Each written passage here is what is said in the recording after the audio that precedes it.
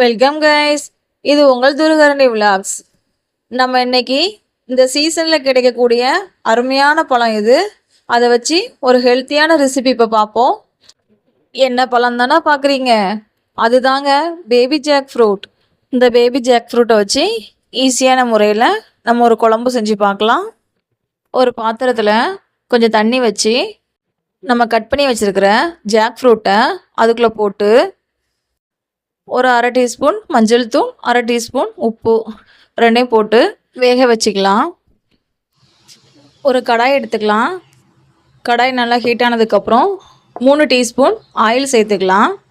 Oil நல்லா heat ஆனதுக்கப்புறம் 2 துண்டு பட்டை, ஒரு கிராம்பு, 2 பிரியாணி இலை, ஒரு அன்னாச்சி பூ, அரை டீஸ்பூன் பெருஞ்சீரகம், அரை டீஸ்பூன் கசகசாத்தையும் ஆயிலில் சேர்த்துக்கலாம்.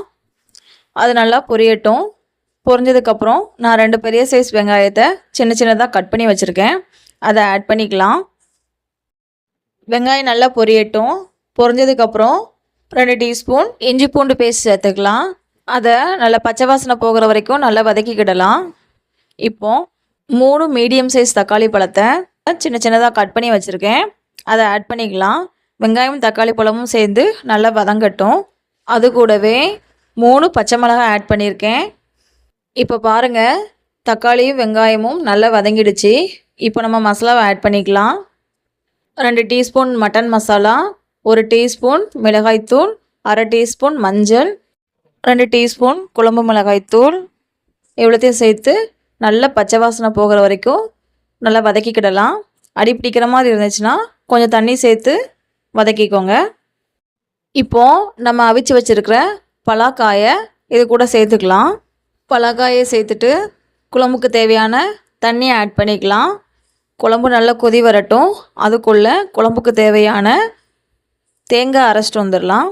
தேங்காய் அரைக்கிறதுக்கு நான் ஒரு மிக்ஸி ஜார் எடுத்திருக்கேன். மிக்ஸி ஜாரில் 2 துண்டு தேங்காவை சின்ன சின்னதாக கட் பண்ணி வச்சுருக்கேன். அது கூட அரை டீஸ்பூன் நல்ல மிளகு, அரை டீஸ்பூன் பெருஞ்சீரகம், அரை டீஸ்பூன் சீரகம் இவ்வளோத்தையும் சேர்த்து நல்லா மையாக அரைச்சிட்டு வந்துருக்கலாம். இப்போ பாருங்கள், குழம்பு நல்லா கொதி வந்துடுச்சு. இப்போது நம்ம அரைச்சி வச்சுருக்கிற தேங்காவை இது கூட சேர்த்துக்கலாம். குழம்புக்கு தேவையான உப்பு சேர்த்துக்கலாம்.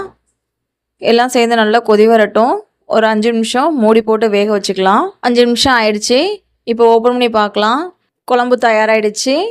இப்போ அது கூட ஒரு கொத்தமல்லி இலையை ஆட் பண்ணி சர்வ் பண்ணிக்கலாம். அவ்வளோதாங்க, ஈஸியான மெத்தடில் நம்ம பலாக்காய் குழம்பு வச்சாச்சு. நீங்களும் இதே மாதிரி வீட்டில் ட்ரை பண்ணி பாருங்கள். ட்ரை பண்ணி பார்த்துட்டு எப்படி இருந்துச்சுன்னு எனக்கு மறக்காமல் கமெண்டில் சொல்லுங்கள். இந்த வீடியோ உங்களுக்கு பிடிச்சிருந்துச்சுன்னா லைக் பண்ணுங்கள், ஷேர் பண்ணுங்கள். தேங்க்யூ.